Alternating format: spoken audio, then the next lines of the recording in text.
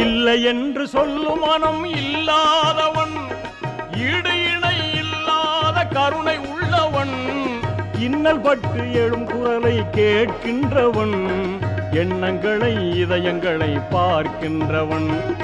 இறைவனிடம் கையேந்துங்கள், அவன் இல்லை என்று சொல்லுவதில்லை.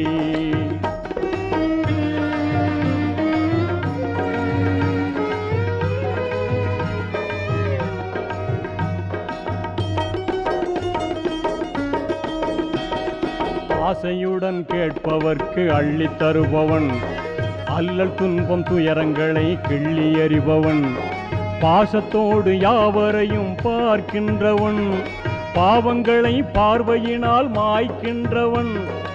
அல்லல் படும் மாந்தர்களே அயராதீர்கள், அல்லாவின் பேரருளை நம்பி நில்லுங்கள்.